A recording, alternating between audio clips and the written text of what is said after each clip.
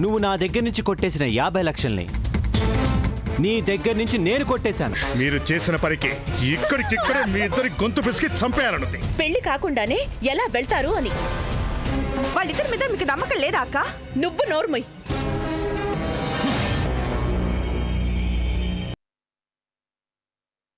ఏమండి, మీరు ఎవరితో మాట్లాడుతున్నారో తెలుస్తోందా? తెలుసు రాధా. అవకాశాలు ఆకాశం నుంచి ఊడి పడతాయని పగటి కళ్ళు కంటున్నా ఒక అసమర్థుడితో మాట్లాడుతున్నాను. పుట్టింటికొస్తే సకల సౌఖ్యాలు భోగభాగ్యాలు అనుభవించే నా కూతురికి ఒక సాదాసీదా జీవితాన్ని మాత్రమే ఇవ్వగలిగే ఒక మిడిల్ క్లాస్ మగాడితో మాట్లాడుతున్నాను. కోటేశ్వరరావు గారు, మీ కూతురుకు వచ్చిన లోటేమీ లేదు. నా సూర్య సంతోషంగానే ఉంది అని నువ్వనుకుంటే సరిపోదు మిస్టర్ కృష్ణ ప్రసాద్. అభిమానంతో బతికే నా కూతురు నా మొగుడు అసమర్థుడు అని బయటికి చెప్పుకోలేకపోవచ్చు. అంత మాత్రాన్న తన సంతోషంగా ఉన్నట్ట? ఆల్ రైట్, అర్థమైంది. మీ కూతురు సుఖ సంతోషాలు డబ్బులోనే ఉన్నాయని మీరు అనుకుంటే ఆ డబ్బు సంపాదించడం పెద్ద కష్టమైన పని కాదు అని అనుకుంటారు నీలాంటి ప్రతి అసమర్థుడు. గాలి మేడలు కడుతూ దరిద్రంలోనే బతుకుతారు. ఆపండి ఆపండి ఆపండి. డబ్బు ఈ స్థితికి చేరడానికి మీకు ఇన్నేళ్లు పట్టింది. కానీ మీకంటే రెట్టింపు డబ్బుని మీకంటే తక్కువ సమయంలో నేను సంపాదించి చూపిస్తాను. నా సూర్యని నోట్ల కట్ల మీద నడిపిస్తాను. ఏంటి ఛాలెంజ్ చేస్తున్నావా? ఎస్, ఛాలెంజ్ చేస్తున్నాను. గుర్తుంచుకోండి, నాలాంటి వాడు నిజంగా తలుచుకుంటే తలుచుకో, ఎవడొద్దన్నాడు? నేను తలుచుకోవడం కాదు, మీరు తలుచుకునేలా చేస్తాను. ఇంత తక్కువ టైంలో ఇన్ని కోట్లు ఎలా సంపాదించగలిగాడా అని ఉలిక్కి పడేలా చేస్తాను. వస్తాను.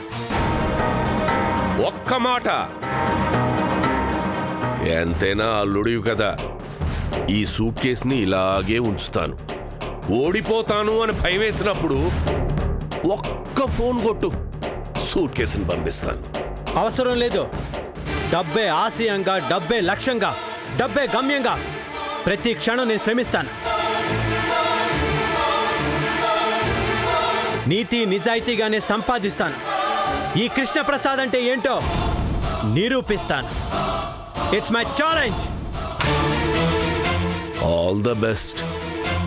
ఆ రోజు ఒప్పుకుంటాను నువ్వు మగాడివని, నా కూతురికి సరైన మొగుడివని.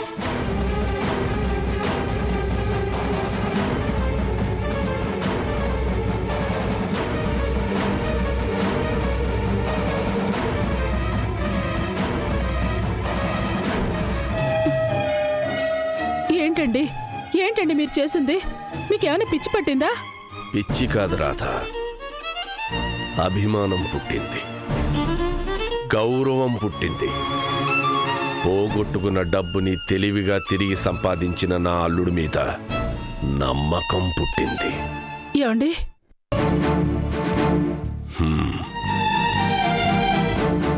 ఇనుముని వంచాలంటే సమ్మెట దెబ్బని కొట్టి తీరాలి. ఆకలితో ఉన్న వాళ్ళు పంతం పెరిగితేనే ఆశల శిఖరాలకి చేరుకునేది.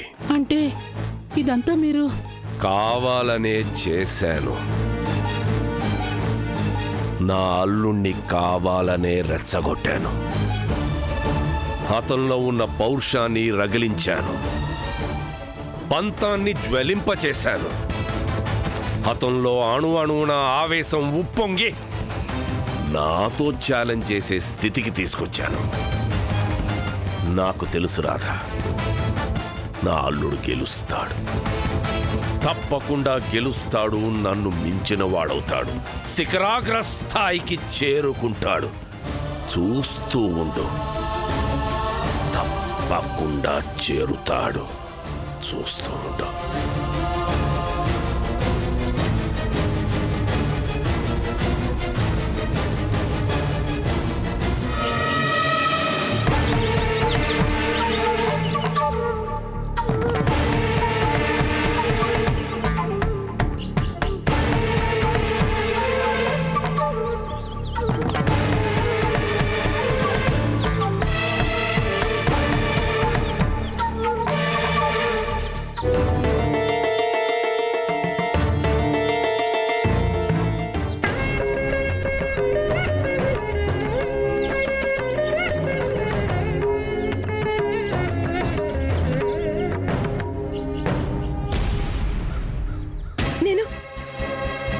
చేస్తున్నానో నాకే అర్థం కావట్లేదు. ఆ ఇంట్లో మనుషుల్ని ఆనందంగా ఉంచడానికే వెళ్ళిన నేనే ఇప్పుడు వాళ్ళని బాధ పెడుతున్నాను. నా ప్రవర్తనతో కష్టపెడుతున్నాను. నన్ను నేనే కంట్రోల్ చేసుకోలేక ఆవేశంతో. అసలు ఏమైంది అర్చన? కొంచెం వివరంగా చెప్తేనే కదమ్మా మాకు కూడా అర్థమయ్యేది. ఏం చెప్పను, ఎలా చెప్పను? ఈ రూపంతో పైకి నవ్వుతూనే ఉండాలి, లోపల గుండెలు బద్దలయ్యేలా ఏడవాలి. ఈ రెండు ఒకేసారి బ్యాలెన్స్ కావాలి, కావడం లేదు. అందుకే నాకు ఈ బాధ. పెళ్లి కుదిరింది, ముహూర్తాలు కూడా. ఆ ధైర్యంతోనే శిరీష ఆయనతో కలిసి పిక్నిక్ ప్రోగ్రాం పెట్టింది. తప్పులేదు, శిరీష అలా ఆశపడ్డంలో తప్పు లేదు. కానీ నేనే సహించలేక తిట్టేశాను.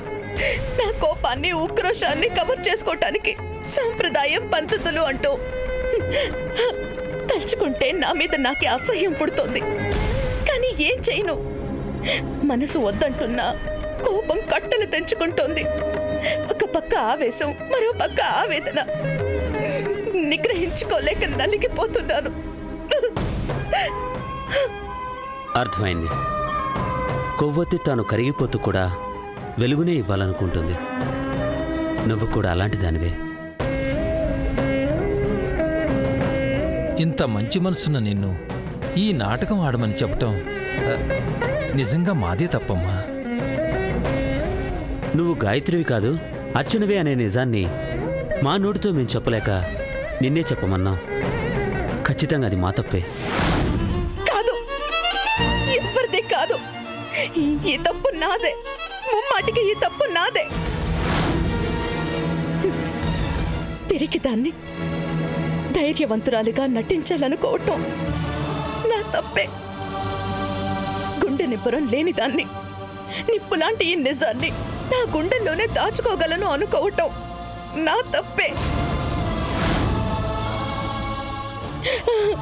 మనసుని, మమతని చంపుకోలేని బలహీనురాల్ని. అర్చనగా దూరమైతే గాయత్రీదేవిగా ఆయనకి దగ్గరవుతాను అని భ్రమించటం నిజంగా నా తప్పే. ఇన్ని తప్పులు చేసిన నాకు ఈ శిక్ష పడాల్సిందే. ఈ గుండె కోత నేను అనుభవించాల్సిందే. అంతే అంతే.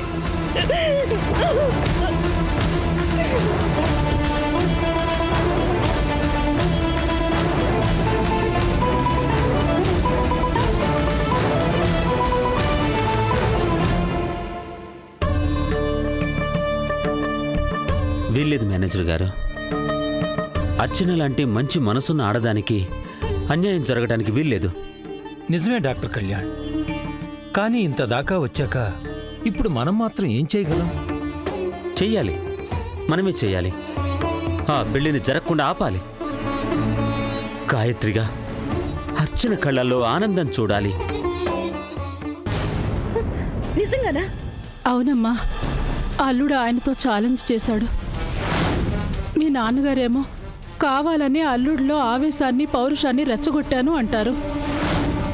ఈ మామ అల్లుళ్ళ పంతాలు, పట్టింపులు ఎక్కడికి దారి తీస్తాయోనని భయంగా ఉంది. ఈ గొడవల వల్ల నీ కాపురంలో ఎలాంటి కలతలు వస్తాయోనని దిగులుగా ఉందమ్మా. అర్థమైందమ్మా, నువ్వేం కంగారు పడకు. నాన్నగారు చెప్పింది అక్షరాల నిజం. ఏంటి నిజం? పిల్లనిచ్చుకున్న తండ్రిగా అలాగేనే ప్రవర్తించేది? జీవితం అంటే సినిమా అనుకున్నారా? ఛాలెంజ్లు చేసి లక్షలు కోట్లు సంపాదించడానికి? అమ్మా, నాన్నగారికి ఎంతో అనుభవం ఉంది. ఆయన అలా ప్రవర్తించారంటే తప్పకుండా అందుకు ఏదో కారణం ఉండే ఉంటుంది. కారణం ఏదైతేనే ఆయన అలా అని ఉండకూడదు. కానీ అన్నారు. చెనికి చెనికి గాలివాన అయినట్టు ఇది ఎక్కడికి దారితీస్తుందో. నువ్వు దిగులు పడకమ్మా, ఆయన సంగతి నాకు పూర్తిగా తెలుసు. ఇంటికొస్తారు కదా, నేను మాట్లాడతానులే. సరే, ఉంటానమ్మా. ఉమ్.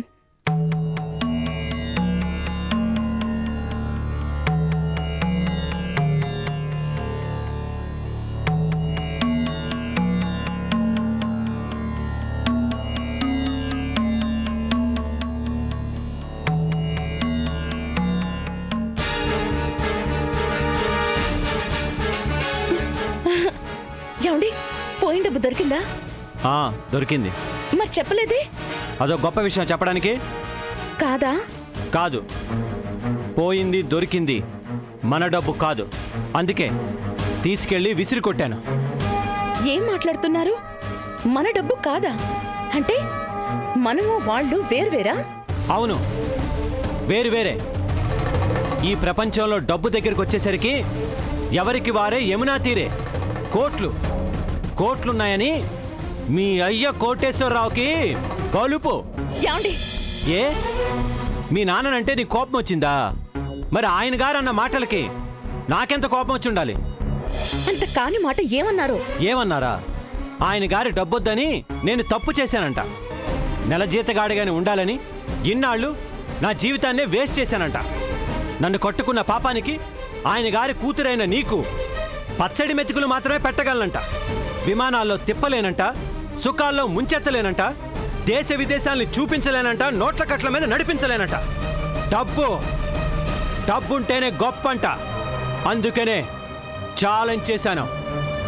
కోటీశ్వరుడు అనిపించుకోవడానికి ఆయన గారికి ఇన్నేళ్లు పడితే అందులో సగం కూడా దాటక ముందే ఆయన దగ్గర ఉన్నదానికన్నా ఎక్కువ డబ్బునే, కోట్ల డబ్బునే సంపాదించి చూపిస్తానని ఛాలెంజ్ చేశాను. నా భార్యవైన నిన్ను నోట్ల కట్ల మీద నడిపిస్తానని ఛాలెంజ్ చేసి వచ్చాను. తప్పు చేశారండి. సూర్య. అవునండి, ఈ సూర్య డబ్బులో పుట్టలేదు, డబ్బులో పెరగలేదు, కార్లల్లో తిరగలేదు, భోగభాగ్యాల్ని అనుభవించలేదు. పేదరికంలో ఎదిగింది, పిన్ని పెట్టే కష్టాల్ని రుచి చూస్తూ పెరిగింది. అందుకే మనిషి విలువని, మనసు విలువని అర్థం చేసుకోగలిగింది. అందుకే మనసున్న మనిషిగా మీరే తన భర్త కావాలనుకుంది. నా కోసం కోట్లు సంపాదిస్తాను, నోట్ల కట్టల మీద నడిపిస్తాను అనుకుంటా. నేను సంపాదించి పెట్టే పచ్చడి మెతుకులతోనే నా భార్య సంతోషంగా ఉంటుంది అని అనుంటే మీరు నా గౌరవాన్ని కాపాడారని పొంగిపోయుండేదాన్నండి. వద్దు సూర్య, ఇంకేం చెప్పకు. ఒక భర్తగా నేనేం చేయాలో ఆయన చెప్పారు, ఒక మగవాడిగా నేనేం చెయ్యాలో చేసి చూపిస్తాను. ఛాలెంజ్ కోసం మాత్రమే కాదు, నన్ను నేను నిరూపించుకోవడానికి.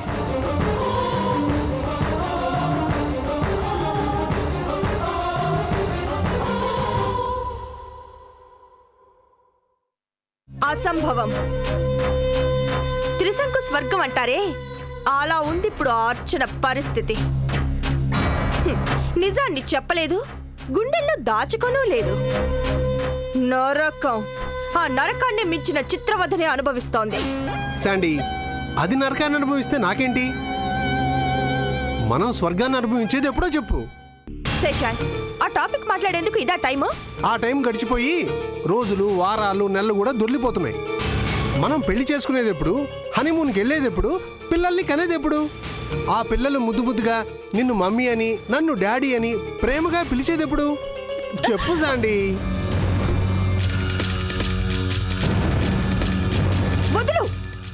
వదలను. ఇవాళ నువ్వు చెప్పి తీరాల్సిందే. ఎప్పుడు మన పెళ్ళి? శేషాంక్, వదులుతావా లేదా? నువ్వు చెప్తావా లేదా?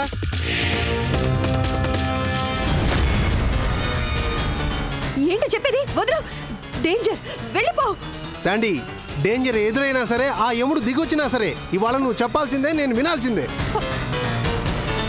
అయ్యో, కొంప ముంచేలాగా ఉన్నావు. వదులు. నేను నిన్ను వదలను. చెప్పు, ఇంకా ఎన్నాళ్ళు ఊరిస్తావు? నువ్వు నాకు కావాలి శాండీ. వదులు. ఓకే చెప్పు శాండీ, ప్లీజ్. ఓకే చెప్పు. ఎవరు? ఆ కనిపించేది సౌందర్య కదూ? వదలంటే పక్కన వాడెవడు? ఓ త్రాష్టుడు, తగుల్బాజీ. నడి రోడ్డు మీదలా వదులు.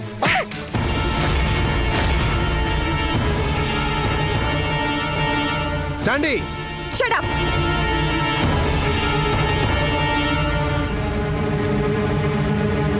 సౌందర్య, ఏమైందమ్మా? చూడు నగ్గుల్, నువ్వంటే ఇష్టం లేదు అని మొహం మీద చెప్పినా కుక్కలా నా వెంట పడుతున్నాడు. శాండీ.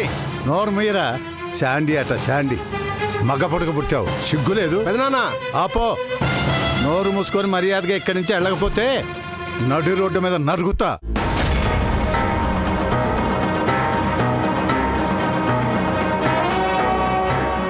ఆల్ రైట్, నీ సంగతి తర్వాత చూస్తా. చూసావులే పోరా.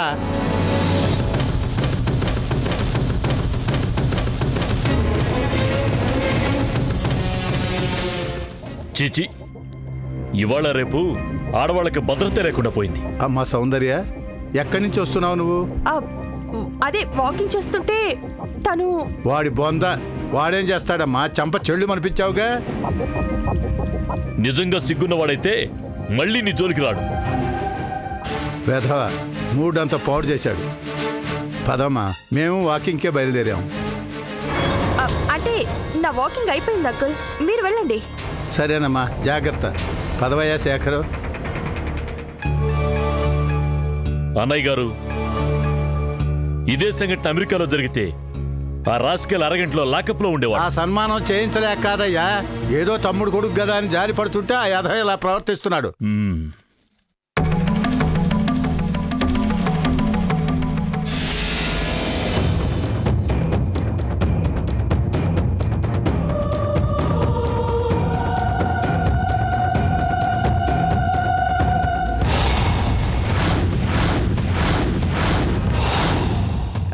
సారీ శశాంక్. చెంప పగల కొట్టి సారీ అట సారీ.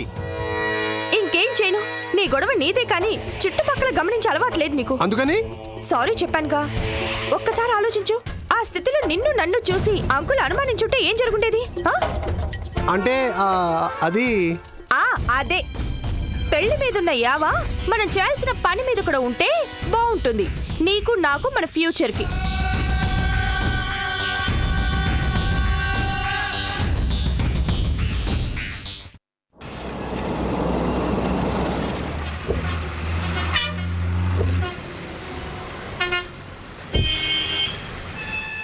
చిన్న షాపింగ్ ఉంది, రండి. మీరు వెళ్ళండి మేడం, నేను ఇక్కడే వెయిట్ చేస్తాను. సరే, 10 minutesలో వచ్చేస్తాను. తొందర ఏం లేదు మేడం, కావాల్సినవన్నీ కొనుక్కొనే రండి.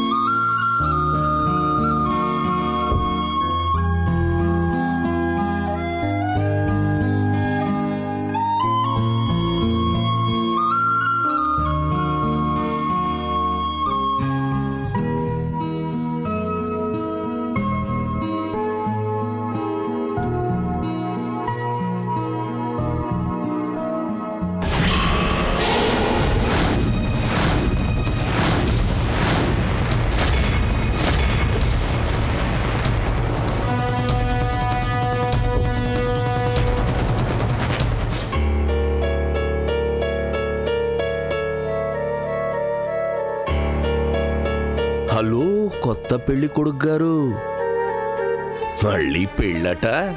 ఎవరో బాగా డబ్బున్న అమెరికా గొర్రె పిల్లట. మావయ్య, ఎవడ్రా నీకు మావయ్య? ఇంకా మన మధ్య బంధం బంధుత్వం ఉందనుకున్నావా? లేదో. ఏ రోజైతే నా కూతురుతో నువ్వు బంధాన్ని తెంచేసుకున్నావో ఆ రోజే మన మధ్య బంధుత్వం మట్టిలో కలిసిపోయింది.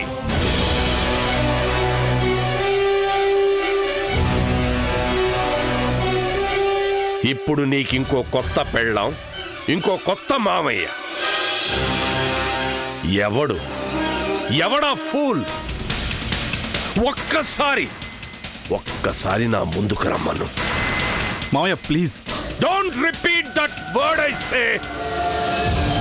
ఏ పిల్ల మెడలో నువ్వు ఉరితాడు బిగించాలని చూస్తున్నావో ఆ పిల్లని కన్న తండ్రిని ఒక్కసారి చూడాలనిపిస్తోంది. నా కూతురికి పట్టిన గతే నీ కూతురికి పట్టబోతోందిరా కొన్నాళ్ళు తర్వాత ఫోల్ అని హెచ్చరించాలనుంది.